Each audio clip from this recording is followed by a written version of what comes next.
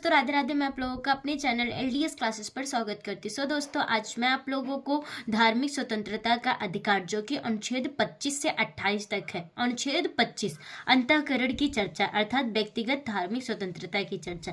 इसके मतलब व्यक्तिगत धार्मिक स्वतंत्रता की चर्चा अर्थात जैसे कि कोई हिंदू है वह चंदन लगा सकता है, और मुस्लिम है, मुस्लिम अपने धर्म का मतलब हर एक व्यक्ति जो दूसरे धर्म के हैं अपने धर्म का विकास कर सकते हैं इस अनुच्छेद 25 के तहत। और अनुच्छेद 26 इसमें सामूहिक धार्मिक स्वतंत्रता की चर्चा की गई अर्थात जैसे कि हिंदू जैसे कि यज्ञ करते हैं, और मुस्लिम जैसे कि नमाज पढ़ना, और सिखों का और मतलब जैसे भी अनेक धर्म के लोग हैं वह जो उनकी परंपराएं हैं, जो उनके रीति रिवाज हैं, वह सामूहिक रूप से उसका प्रचार कर सकते हैं। और अनुच्छेद 27 धार्मिक कार्यों के लिए दिया गया धन पर टैक्स नहीं लगाया जाएगा। अनुच्छेद 27 के अनुसार किसी भी धार्मिक संस्थाओं के लिए दिया गया धन पर कोई टैक्स नहीं लगाया जाएगा। और अनुच्छेद 28 सरकारी धन से चल रहे संस्थाओं में धार्मिक शिक्षा नहीं दी जाएगी अर्थात जो सरकारी स्कूल होते हैं उसमें कोई भी धार्मिक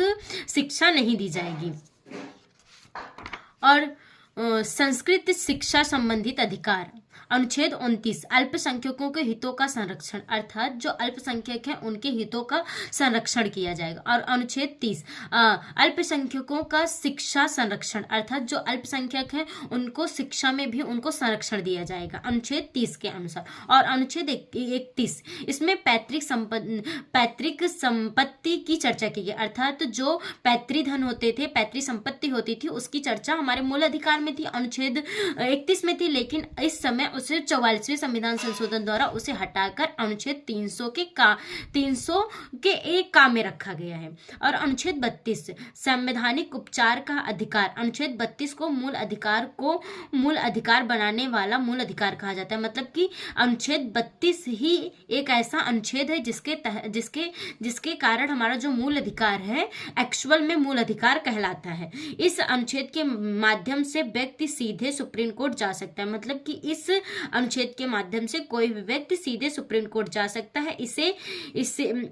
इसके माध्यम से 5 प्रकार के रिट जारी किए जाते हैं।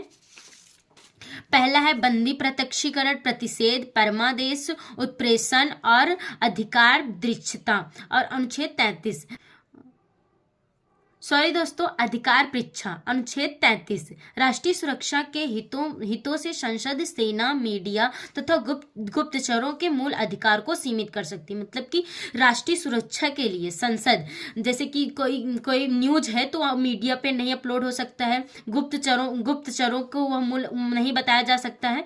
इससे हमारे मूल अधिकार जो होते हैं उसे मतलब कि संसद द्वारा एक सीमा में बांधा जा सकता है। और अनुच्छेद 34 जब किसी भी क्षेत्र में सेना का कानून लागू होता है तो उसे कोर्ट मार्शल कहते हैं। मतलब कि जैसे कोई क्षेत्र है जहां पर सेना का कानून लागू होता है तो उसे कोर्ट मार्शल कहते हैं। और अनुच्छेद 35 भाग 3 में दिए गए मूल अधिकार के लागू होने की विधि की चर्चा अर्थात जो भाग 3 में हमें मूल अधिकार दिए गए हैं उसे लागू करने की चर्चा और उस पर विधि बनाने की चर्चा अनुच्छेद 35 में कहा गया। दोस्तों, आज हमारा मूल अधिकार खत्म होता है। धन्यवाद दोस्तों।